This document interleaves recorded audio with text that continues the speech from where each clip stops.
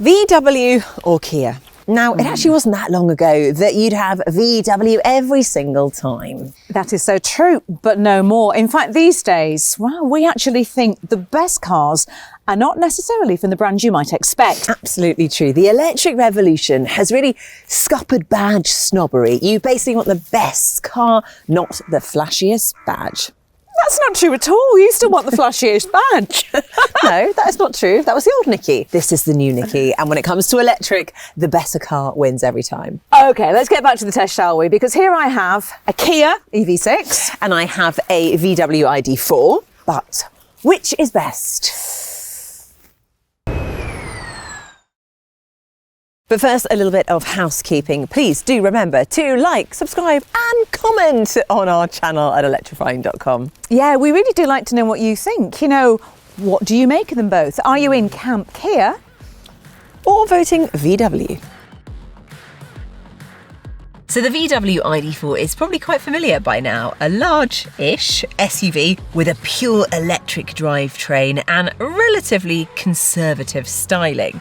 Now this one is the Life Pro Performance, and that means a big battery, one electric motor, which powers the rear wheels only, and a price tag of just over 42 grand. It's big, it's practical, and it's decent. The EV6, on the other hand, is slightly harder to quantify. It's as big as an SUV, but with coupe-ish looks, it's certainly more interesting to look at than the ID.4. However, you do lose some out-and-out practicality. It also has one motor, is rear-wheel drive, and comes with a similar 77 kilowatt-hour battery to the VW. It costs around £43,000, but has got more range, more speed, more kit, and also the possibility of faster charging. It's also an A+ grade in our new Electrifying efficiency rating, where the VW is an A.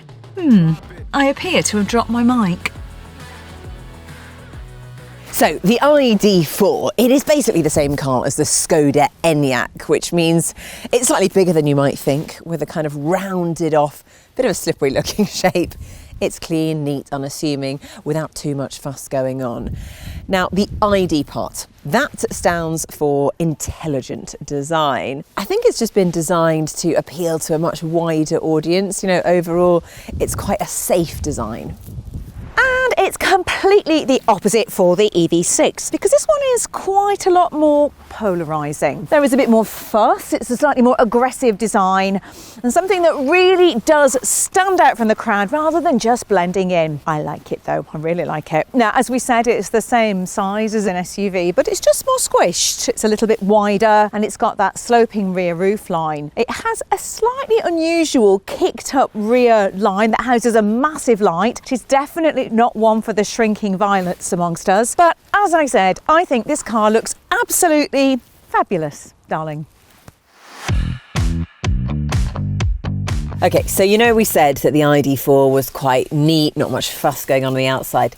That kind of continues through inside as well. It's a nice streamlined design. There's a flat floor to give that sense of spaciousness. I've got a small driver display in front of me. Then you've got the central touchscreen. This actually comes as a standard 10-inch, but you can get an upgrade if you want to a 12-inch touchscreen. Now, the seats are rather nice and comfortable actually, and I like the style with the two-tone and the stitching.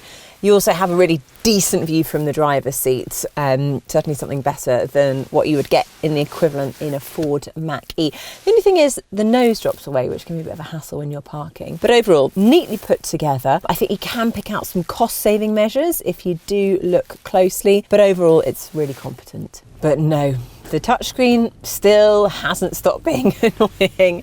But I think the thing that bugs me the most has to be the sliders for the heating. They're not backlit, so they disappear at night. It doesn't make any sense at all. It's really quite strange. You still get sat-nav as standard, voice control, lots of USB ports, Apple CarPlay and Android Auto, all the usual stuff that you would expect, and a proper suite of safety systems are included in the price. So if you do want a full rundown of the VW ID.4, then do go to electrifying.com. Again, the Kia steps outside the box for the interior, and that I think is really welcome. Drops in its whopping centre console, which takes away the flat floor in front, which also houses loads of storage. Generally, it just feels more techy, I think, than the VW. I've got this big bank of screens in front of me. The left-hand side is a touch screen, which is faster. It works better than the VW system and also feels more intuitive. However, while the VW gets rid of a lot of the buttons, I think there are almost too many in here. It's almost a bit confusing sometimes, and you do need to take time to familiarise yourself with them. I guess it's also a bit darker in here than the ID.4, not quite as easy to see out of. But the quality of the execution just shines through. It feels really well put together. There are lots of recycled plastics and interesting materials. And you know what? It's comfy. It's really, really comfy. I think I've driven close to about 1,000 miles in various EV6s. I always find them, I guess, just really relaxing to be in. I get out the other side of a long journey and my back remains intact, which is always nice. The EV6, as you might expect for a car that does cost more than £40,000, get all the same safety and infotainment gadgets that the ID.4 does, but it does get a few extras. You do notice there is more standard kit with this, where the VW has various cost option packs for the nicer bits. As always, we've got all the details on that, all the specs for both of these cars over at electrifying.com. Now, this is where the ID.4 is going to score well, because you can sit 3 full-size grown-ups back here.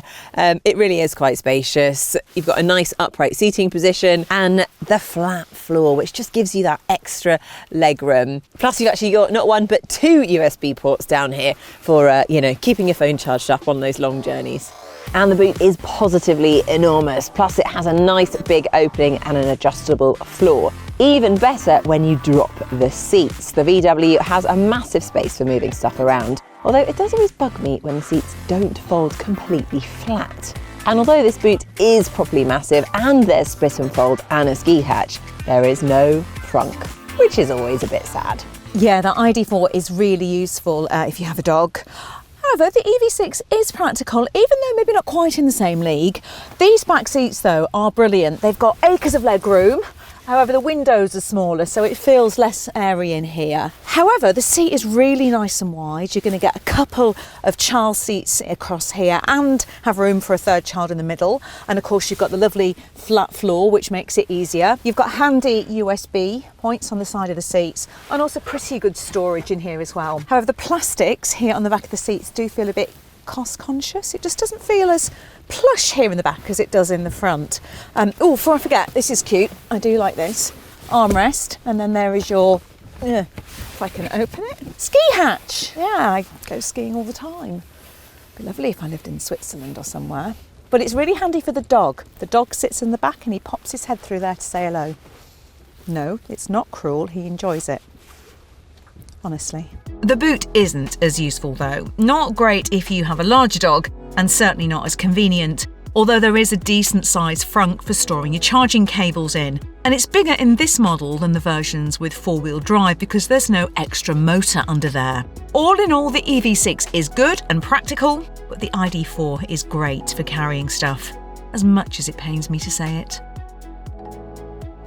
This Life Pro Performance gets 125 kilowatt DC charging, so you're looking at 10 to 80% in just under 35 minutes on 150 kilowatt or rapid charging, or just over an hour on a more common 50 kilowatt. A full charge at home should take just over 12 hours, and 100% in the battery should equate to 314 miles of WLTP range. Now, we have found that to be a bit optimistic, so I reckon around 250 miles in the real world is more realistic. That is still pretty good going.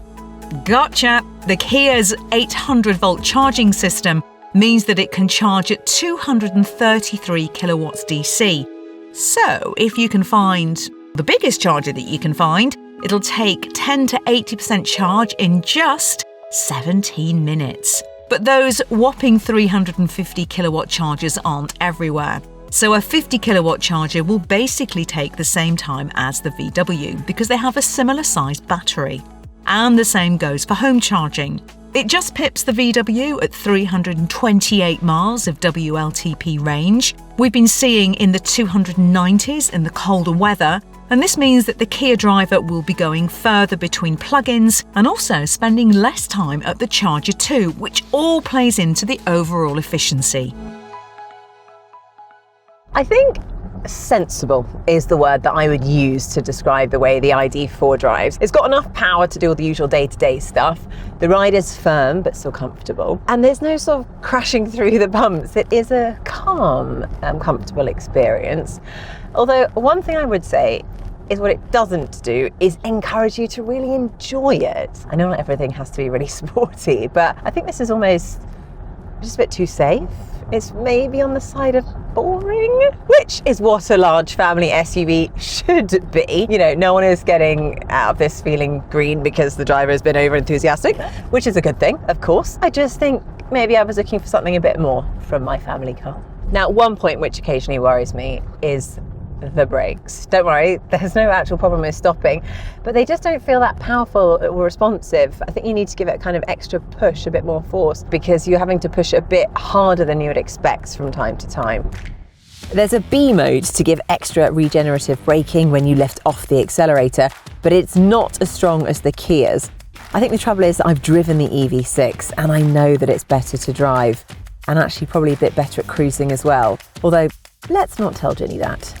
Okay, so this isn't the fastest EV6 in the lineup, but even with one motor and rear-wheel drive, which is the same setup as in the VW, it's actually got quite a lot to interest a driver. And I'm not just talking about the gadgets. It's over a second faster to 0 to 62 than the ID.4, and it does feel like it. It's very nippy. The steering is also more direct, and the brakes feel more positive. But more than that, when you get to a corner, it's really nicely controlled. You just feel connected to the road in a way you don't in the ID.4. The brake regen, that's also stronger, which allows for really nice one-pedal driving.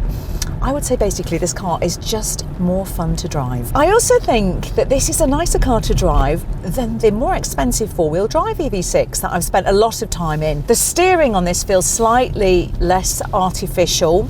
The smaller wheels mean it feels a bit more comfortable because those tyres absorb the smaller bumps. You might not feel quite as smug if you wake up in the morning and there's been a huge dump of snow, but I actually think the payoff is worth it because this just has still engaging but a more relaxing feel to drive. As you expect, you have different driving modes and they're operated just here on the steering wheel. So normal, of course, put it into sport mode, which just sort of livens everything up a bit. The steering gets a bit tighter. There's just more of a sense of urgency as you're driving. It's great, it's really fun. But if I'm very honest, I just pop it in eco mode all the time. That's because I'm a tight-fisted northerner and I like to get the most out of my range. No, it's not at all that. It's because I really like the maximum brake regeneration. I love one-pedal driving and that allows you to do that. You can also play around with the levels of regeneration that you've got going on at any one time. And if you're getting a bit confused by all this talk about regeneration, we have an explainer here on the YouTube channel which just will fill you in on it. It's in the What's It Like to Drive an Electric Car video, and it just talks a bit more about it. So if that's befuddling you, go and take a look at that. But what that does mean, the regeneration, is that it makes this a very efficient car. In our Electrifying E rating, which assesses lots of different things to work out exactly how efficient electric cars are, not how efficient the manufacturers want you to think they are. It's looking like a full house for the Kia, isn't it? Okay, time for the verdict. And actually, this is a bit of an interesting one because I think no matter which way you cut it, the ID.4 just doesn't really blow you away. Yes, it's competent, it's practical, but I just don't think any of those things actually really make you want it. And actually the biggest issue for me is that you can get a Skoda Enyaq, which is basically the same car, for less money with the same equipment, which could be why we chose it as our family car of the year. We did indeed. And the Kia EV6, I don't know, it just feels fresher, feels a bit more interesting. I think we both agreed on that, aren't we? Absolutely. It's also faster, it's more efficient, it's got that brilliant charging capability as standard. Now, one thing though, I think that would swing it is that you are unlikely to get a cheap deal on the EV6, whereas we've seen some ID.4s cropping up for surprisingly reasonable money on leases or as ex-demo models. And actually, if you can get a good deal, then it does make a lot more sense. Yeah, you know, that's so true. And I guess you also might think the EV6 is just a bit too out there to look at. But not us, we like out there, don't we? No, I mean, look at your hat. I like that. It's not that out there. We like pink. So does that mean we're agreed? I think we are. We like the ID.4. I'd happily have one. It's a great family car. It's easy, relaxing to drive, but the Kia EV6 is going to win this test. As ever, if you want to know more about other cars at this price tag or size, then please do log on to electrifying.com, where we will do our very best to answer all your questions. And please do tell us what you think in the comments.